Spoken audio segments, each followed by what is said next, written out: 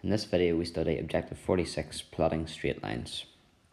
So first example, we've got to plot y equals 9. Now example 1, plotting y equals 9, and example 2, plotting x equals minus 3. These are special cases where you just memorize them, commit them to memory. So the first one, y equals 9. What does that mean? That means the y value is always equal to 9.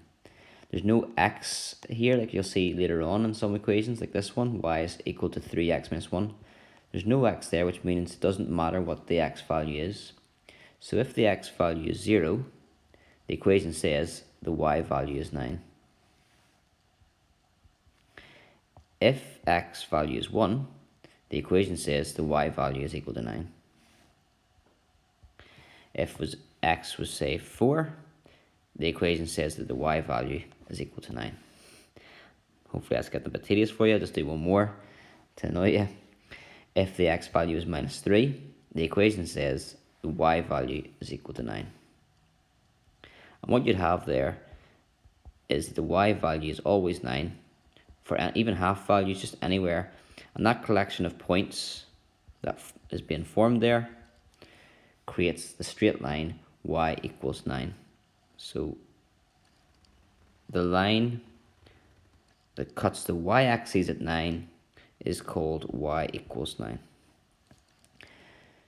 The horizontal line that cuts the y-axis at 9 is called y equals 9. Okay, example 2. Plot x equals minus 3. This equation tells you that the x value is minus 3, so there's nothing about the y value. So if the y value is 1, the x value would be minus 3. If the y value is 4, the x value is still minus 3. If the y value is 8, the x value is still minus 3. And everywhere in that line, the x value is always minus 3, which totally describes this equation. X is equal to minus 3. So that gives you the straight line. You should be using a ruler. Nice and straight.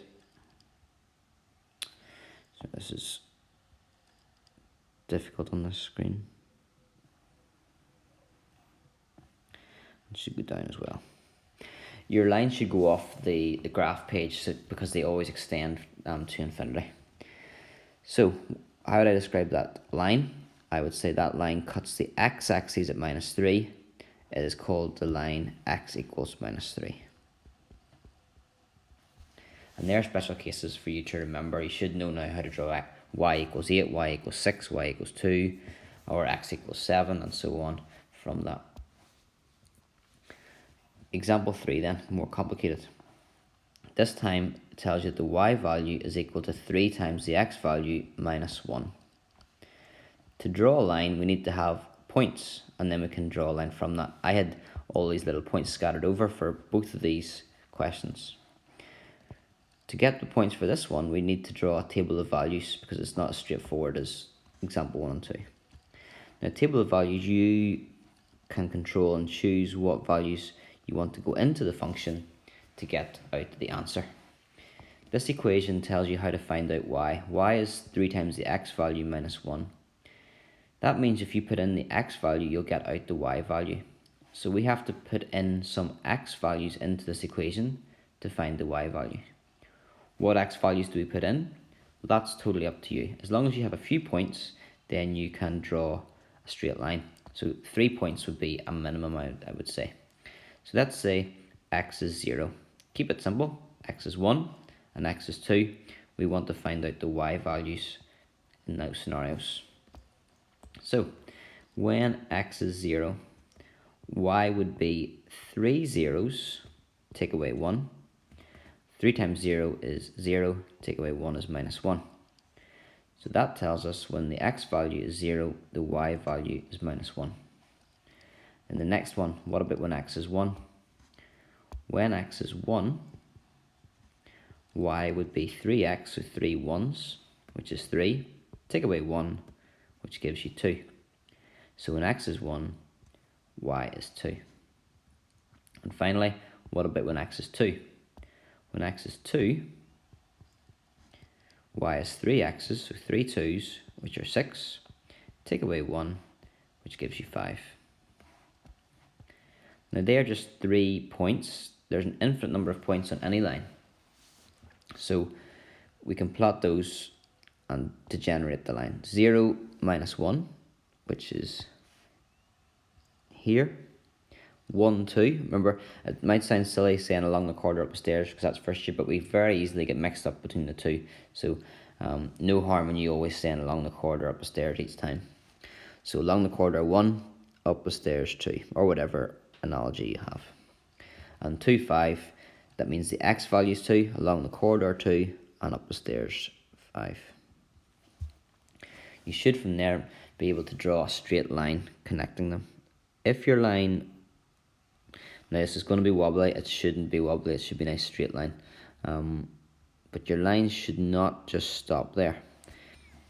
They are just 3 random points that we chose, but we could have chose x to be 3, 4, 5, 6, 7, and there would be answers for that, and it should continue along off the page. Now don't just be flippant and just randomly do it. It should go exactly the same steepness as before.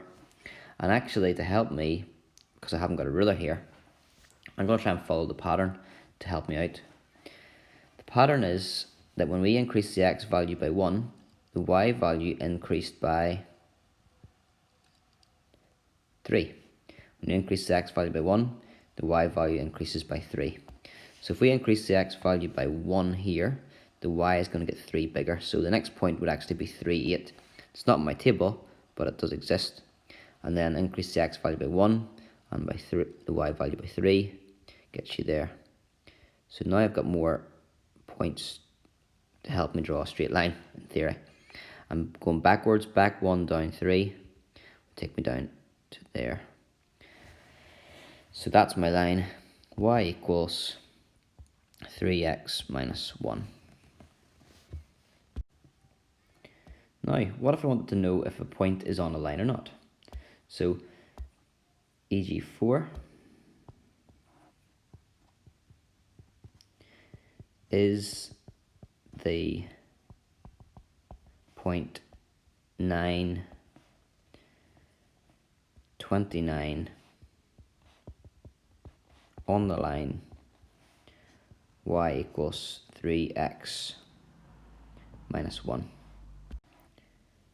Well, if we'd drawn the graph far enough, we would have seen. But when the x value is 9, it's going to be way up here somewhere. We can't see from the graph whether it is or not. But if it is, it should follow the rule. For example, is the point 1, 2 on the line? Well, it should be because we found it out. But let's just check. Don't write this bit down.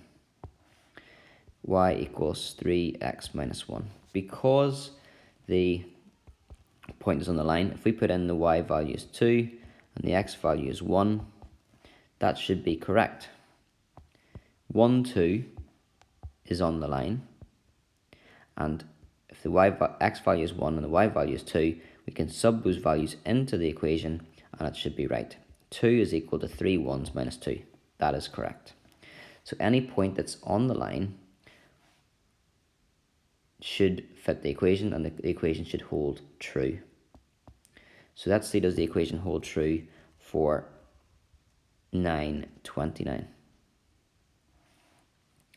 Well, we put in 9, 29.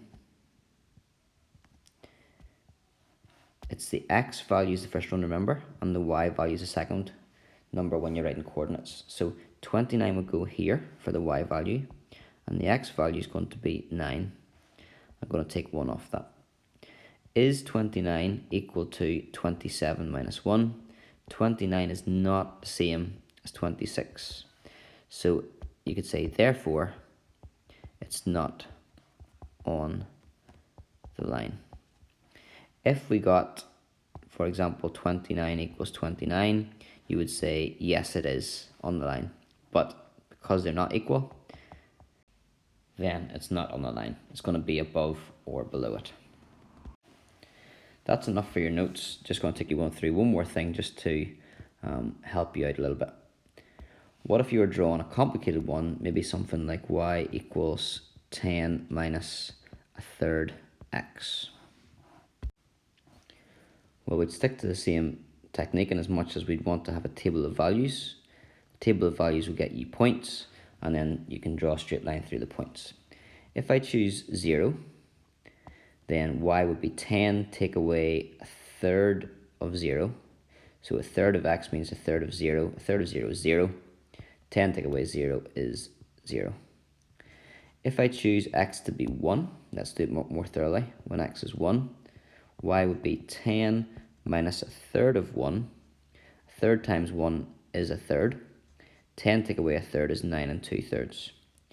I would not like to try and plot 9 2/3 on that graph. And as well, calculations are awkward because we've got fractions in here. So we're in control of what we choose for x values to sub into the equation. If you choose 0, 1, 2, that's great. It's the most simple values to choose, but some questions it'll be really awkward. So because we're thirding values, I would prefer to avoid 1 and 2 and choose numbers that will divide, that 3 divide into. So I'm going to choose 0, 3, and 6. Remember, we're in control of what we put into the equation. So we'll choose x 0 was fine, x is 3, and then x is 6. So if x is equal to 3, y would be 10 minus a third of 3, and that is 10 take away 1, which is 9. That's easy to plot. And when x is 6, y would be 10 take away a third of 6, which is 2. So 10 take away 2 is 8. And you get these 3 points, 0, 10, 3, 9, and 6, 8. So 0, 10, 3, 9, and 6, 8. And then from there, you can draw in your straight line. Can you?